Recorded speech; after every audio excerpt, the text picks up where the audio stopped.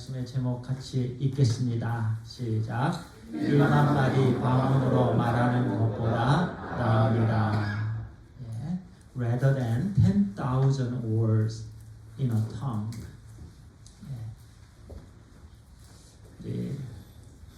오늘 본문의 마지막 구절이죠. 고린도전서 14장 19절 말씀 우리 함께 합독하겠습니다. 시작. 그러나 교회에서 너가 남을 가르치기 위하여 깨달은 마음으로 5마디 말을 하는 것이 1만 마디 방언으로 말하는 것보다 나으니라. 아멘.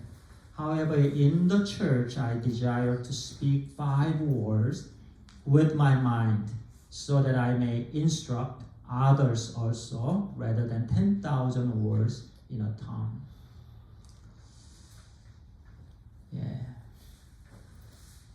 우리 본문 말씀을 미리 연구하고 또 공부하고 오신 분들은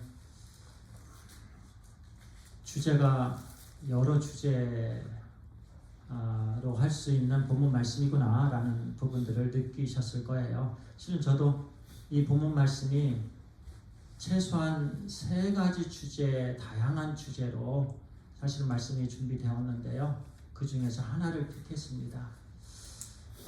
제목도 처음에는 15절 말씀에 따라서요. 나의 영으로 나의 마음으로 라는 제목으로 했다가 또 19절 말씀 이 부분 1만 마디 방언으로 말하는 것보다 나으니라고 또 바꾸었어요. 왜냐하면 그 주제들마다요 물론 같이 오버랩되는 같이 겹쳐지는 그런 내용도 있습니다만 특별히 나중에요 시간이 되면 체험하고 그 다음에 말씀 부분하고 그 관계성에 대해서 말씀을 나누는 시간이 있게 되길 바랍니다. 예를 들어 갖고요 체험이 있는데 말씀이 부족한 경우 또는 말씀이 풍성한데 체험이 부족한 경우 그런 경우들 실은 오늘 말씀도 사실은 체험과 그 다음에 이제 말씀 깨달은 말씀을 우리 형제 자매에게 나누는 그런 부분들이 연결되는 부분인데요. 그러나 또 독립적으로 또 이제 체험과 또 체험 중심, 말씀 중심 그런 우리 신앙생활에 있어서 중요한 그 부분에 대해서 어떤 관계성하고 올바른 하나님 말씀에서의 가이드라인 또 가르침은 어떤 가르침인가라는 그런 부분들도 이제 좀 깊이 나누는 그런 나중에 시간도 갖도록 하면 좋겠습니다. 오늘 말씀에서요 구조를 이렇게 살펴보면은요 그냥 지난주 말씀하고 비슷하다 이렇게 하시면 안 돼요. 또 뭐 요즘 말씀이 비슷비슷하네요. 물론 비슷합니다. 그런데요 또 다른 이 말씀 한 구절 한 구절에서요 또 깊은 또 우리에게 삶 가운데 실천해야 될 말씀들을 이렇게 주십니다. 13절에서는요 방언하는 자는 통역을 구하라. 14절에서는요 방언 기도는 영의 활동이지만 지성은 열매를 맺지 못한다. 오늘 방언 나의 영하고 그 다음에 나의 마인드 또는 마음 또는 지성 그 부분에 대해서 좀 나누고요. 그 다음에 15절에서는 그러므로 영과 지성 둘 다 사용하겠다. 사도 바울의 고백이죠. 16절 17절에서 지성이 없는 예배는 공동체를 세우지 못한다 이고요. 18절 19절은요 나도 방언을 많이 하지만 교회에서는 이해되는 말이 우선이다. 이 말씀을 우리에게 주십니다. 좀 이해가 되지요. 쭉 이렇게 이어집니다. 우리는요 일반적으로요 이런 생각을 하면서 신앙생활을 해요. 은혜를 많이 받는 것이 중요하다. 하나님 저에게 은혜를 주세요. 하나님 저에게 은혜를 주세요. 은혜를 주세요. 은혜를 많이 받고 싶습니다. 오늘도 예배 가운데 은혜를 주세요. 하나님 은혜를 주세요. 그렇게 기도를 하시지요. 우리 신앙생활에서 은혜를 간구하는 것, 은혜를 체험하는 것 중요해요. 그래서 우리도요 기도 가운데 많은 부분들 퍼센티지가 그래도 꽤 높은 퍼센티지가 은혜에 대한 기도예요. 그리고 우리도 다른 사람들을 격려할 때 하나님의 은혜가 형제님께 충만하기를 바랍니다 라고 우리도 그렇게 격려하고 주님 안에서 서로 사랑을 나누지요. 예. 또는 성령의 역사를 체험하는 것이 중요하다라고 생각을 하지요. 성령의 역사 체험, 하나님의 은혜 체험, 이 땅에서의 우리 하나님의 자녀들로서 신앙생활에 있어서 중요한 부분입니다. 그런데요, 오늘 주시는 말씀은요, 그 은혜가 형제에게 유익이 되느냐, 그거예요. 우리가 만약에 지금까지요, 하나님께 기도드릴 때 하나님 은혜를 주세요. 그리고 하나님의 은혜를 경험한 그 체험이죠. 체험시켜 주신 그 은혜에 만족하고 거기서 끝났다라면은 오늘 말씀 우리는 잘 들어야 됩니다. 우리에게 주시는 말씀이에요. 나 흘러가야 돼요. 하나님의 은혜는 반드시 흘러가야 돼요. 반드시 옆 사람에게 전달이 돼야 돼요. 그게 하나님의 은혜의 목적이에요. 그걸 우리는 한순간도 잊으면 안 돼요. 저만을 위한 은혜가 아니에요. 기도 응답이든지요, 성령 체험이든지요, 몸이 아팠다가 낫게 되는 하나님의 은혜 체험이든지 이 모든 은혜는요 흘러가야 돼요. 머무르면 안 돼요. 물도 머무르면 안 돼요. 물이 흘러야 돼요. 그래서 그게 중요하다라는 말씀을 주세요. 그래서 교회는요 소통이 있어야 되는 거죠. 하나님께서 주신 체험. 그래서 옆 사람이 아멘, 아멘. 저도 하나님께 감사드립니다. 저도 하나님을 믿습니다. 그렇게 한 명 아멘, 아멘. 우리 모두가 다 주님 안에서 온 가족이 아멘 하는 것, 그것이 교회라는 말씀이에요. 그것이 있어야 돼요. 나만 아멘이 아니에요.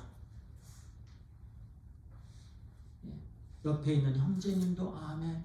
하나님 찬양합니다. 저도 찬양합니다. 영으로 찬양하고 또 마음으로 찬양합니다. 그 말씀을 오늘 주시는데요. 세 가지 포인트입니다. 첫 번째는요, 성령의 역사는요 깨달음을 배제하지 않습니다. 깨달음은 이해됨입니다. 항상 이해가 있어야 돼요. 말씀에 대한 이해가 있어야 돼요.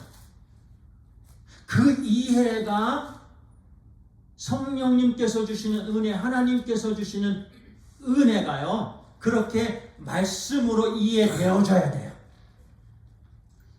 그래야만요 이 은혜가 그냥 나의 개인적인 감정인지 말씀의 바탕으로 한 하나님께서 주신 이 진리의 바탕으로 된 감격이고 기쁨이고 눈물인지를 알게 되는 거예요. 그래서 성령님의 역사는요 항상 이해와 동반하셔요.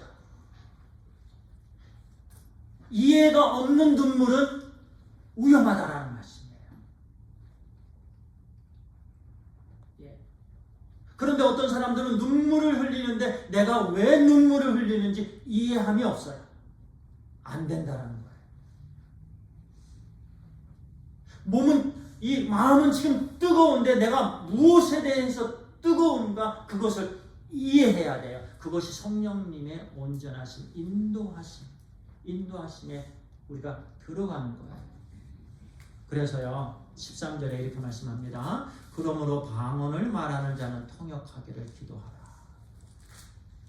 For this reason anyone who speaks in a tongue should pray that he may interpret what he says.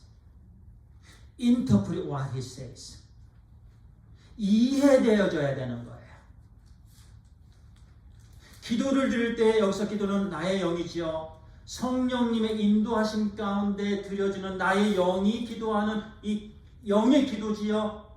근데 이 영의 기도를요, 마음으로 온전히 이해될 때요, 진정한 온전한 은혜가 되는 거예요.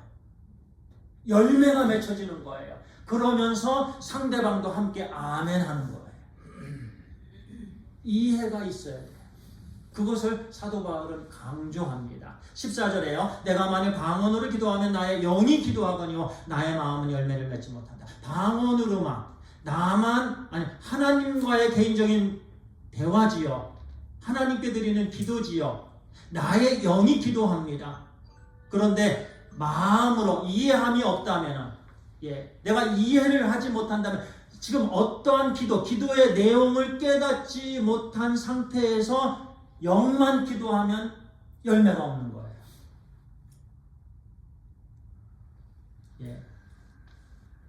어떤 내용으로 기도하는지 깨닫는 상태 가운데에 영이 기도해야 되는 거예요. 그것을 하나님이 원하신다라는 말씀이에요. 그래서요, 15절에 이렇게 말씀하지요. 그러면 어떻게 할까? 이게 대답이에요. 사도 바울의 대답. 사도 바울의 경우, 내가 영으로 기도하고 또 마음으로 기도하며, 내가 영으로 찬송하고 또 마음으로 찬송하리라. 예배에 대한 정의입니다. 분리돼서는 안 된다라는 말씀이에요. 영과 마음이 분리돼서는 안 돼요. 영이 기도할 때, 영이 예배를 드릴 때, 영이 찬양을 드릴 때 그 찬양의 내용이 마음으로 깨달은 상태가 있어야 돼요. 하나님께 가사를 찬양할 때 그 가사의 온전한 깨달음 가운데, 그 가사가 지금 깨달음이 마음이에요. 여기서 온전한 그 깨달음 가운데 영이 찬양을 드리는 것이 온전한 예배다라는 말씀입니다.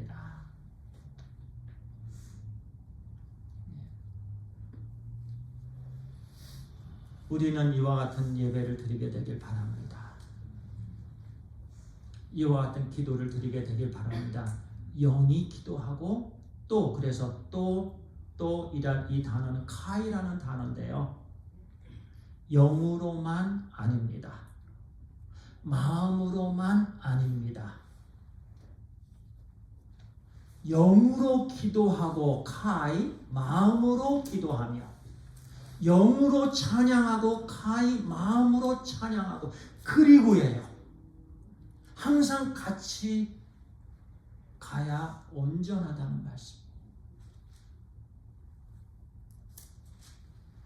근데 어떤 신학자들은 이 부분을요, 또 두 가지로 분리를 하는데요.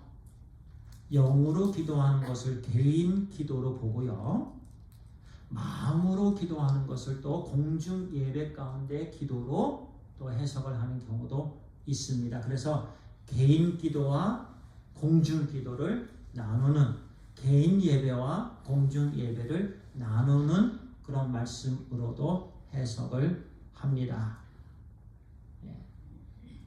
다른 성도가 이해할 수 있는 기도로, 다른 성도가 이해할 수 있는 찬양으로, 물론 하나님께 찬양을 드리지만 함께하는 교회이기 때문에 그래요. 함께하는 믿음의 공동체이기 때문에 그래요. 다른 사람이 알아들을 수 있는 찬양. 그래서 제가 음악을 전공했잖아요. 성악을 했잖아요. 그러면 성악에서요, 독일 노래도 부르고요, 이탈리아에서 나온 그런 찬양이 아니고 그 많은 노래들이 있어요. 오솔레미오도 많이 불렀고요. 그 나라들로 이렇게 많이 부르면은요, 나는 알지만 상대방이 알지 못해요. 그것은 열매가 없다라고 하시는 말씀이에요. 알아들어야 되는 거예요. 그들이 함께 찬양을 드릴 때 함께 아멘 할 수. 이 말씀이 16절 17절. 그리고 두 번째는요. 하나님은 개인의 체험보다 공동체의 덕을 중요하게 여기십니다. 16절에서 그렇지 아니하면 내가 영으로 축복할 때에 알지 못하는 처지에 있는 자가 내가 무슨 말을 하는지 알지 못하고 내 감사에 어찌 아멘 하리요. If you are praising God with your spirit, how can one who finds himself among those who do not understand say amen to your thanksgiving, since he does not know what you are saying? 하나님께 감사 기도를 드립니다. 하나님께 감사를 드립니다. 그러면 이 감사가 형제 자매들이 알아들을 수 있는 감사가 돼야 되는데 너만 감사하면 다른 성도에게 아무런 유익이 없다는 거예요. 교회에 덕이 끼쳐지지 않는다라는 말씀이에요. 그래서 사도 바울은 이 14장의 말씀을 통해서 교회의 덕입니다. 믿음의 공동체가 세워지는 거예요. 17절에 너는 감사를 잘하였으나 그러나 다른 사람은 덕세움을 받지 못하리라. 그래서 하나님은요, 개인의 체험보다 공동체의 덕을 중요하게, 공동체의 덕 끼치는 것. 예. 다른 사람을 유익을 주는 것.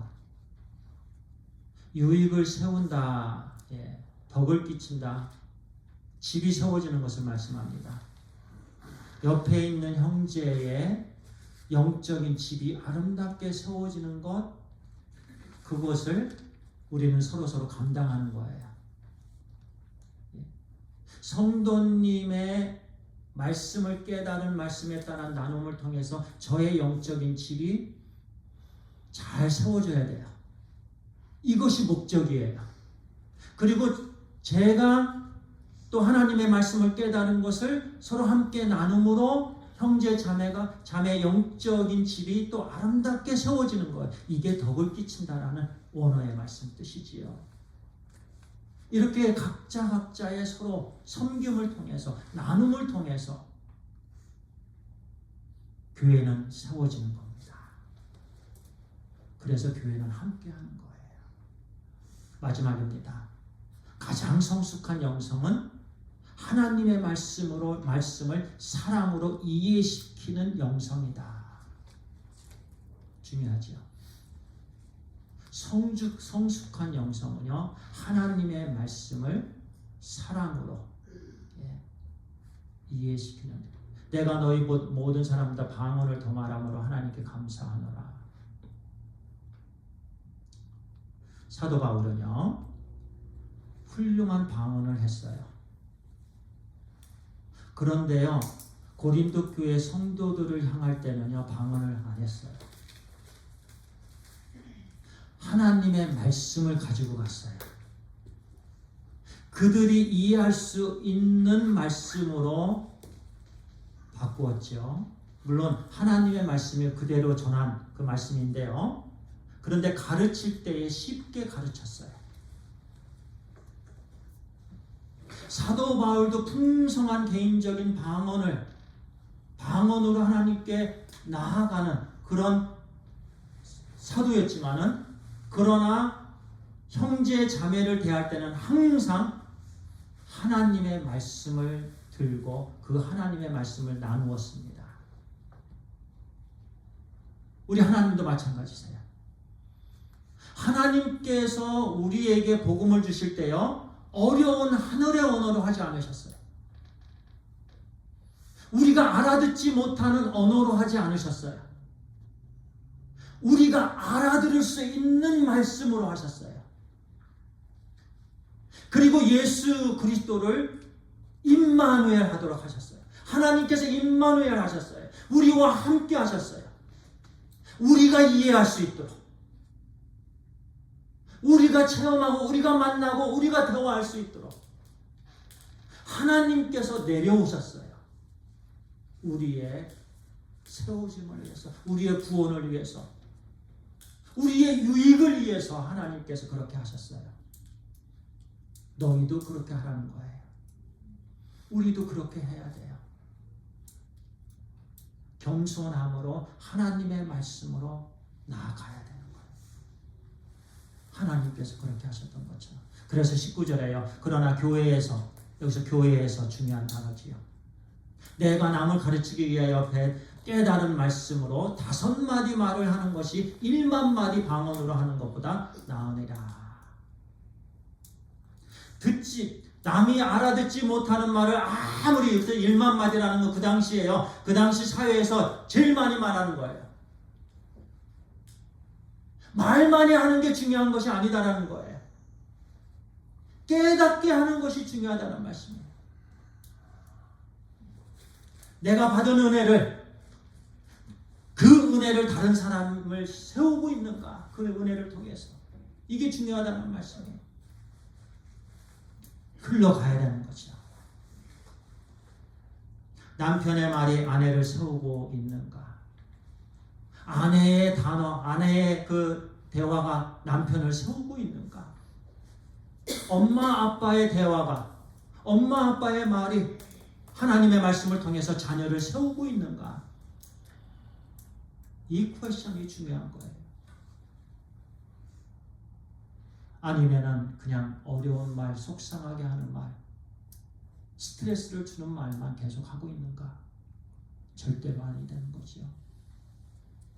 한마디를 하더라도 세우는 말이 중요하다는 거예요. 그 영혼을 일어나게 하는 말이 중요하다는 거예요. 왜 그 말을 못하고 왜 어려운 말을 하느냐고요. 짜증나는 말, 힘든 말. 사도 바울은 그렇게 하잖아요. 우리 무엇보다도 우리 하나님께서 임마누엘 하심으로 우리 가운데 오셨잖아요. 그래서 우리는 신앙의 성수군요, 체험의 크기가 아니에요. 사람을 세우는 능력입니다. 이 사람을 세우는 능력이 우리 가운데 차고 넘치게 되길 바랍니다. 그래서 신앙의 깊이가 깊어질수록요, 우리는 말이 쉬워져야 돼요. 신앙의 연륜이 많아질수록요, 우리는 다른 사람을 배려하는 그런 사람들이 되어야 될 줄 믿습니다. 그래서 가정이 세워지고 우리 자녀들이 세워지고 그리고 교회 믿음의 공동체가 아름답게 하나님의 말씀을 통해서 세워지게 되길 소원합니다. 기도드리겠습니다. 하나님 감사합니다. 우리 하나님께서 우리를 향해서 우리가 이해할 수 있는 복음을 또 깨달음을 허락해 주셔서 감사합니다. 영으로 하나님을 찬양드리며 또 그 찬양의 내용을 깨달은 상태에서 찬양을 드릴 수 있도록 인도해 주시는 우리 성령님의 역사하심에 감사합니다. 아버지 하나님, 신앙이 깊어질수록 좀 더 쉬운 말,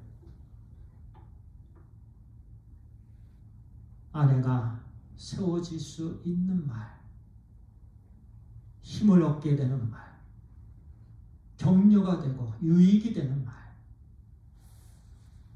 하나님의 말씀을 늘 나누며 아버지 하나님, 또 신앙의 연륜이 깊어질수록 또 우리가 우리 상대방을 배려하고 상대방을 제 자신보다 낮게 여기고 섬기는 우리가 되게 하여 주옵소서. 우리를 세워주신 하나님, 우리를 통해서 하나님께서 주신 이 놀라운 은혜가 옆으로 전달되길, 앞과 뒤로 전달되길 간절히 소원하고 우리 주 예수 그리스도의 이름으로 기도합니다. 아멘.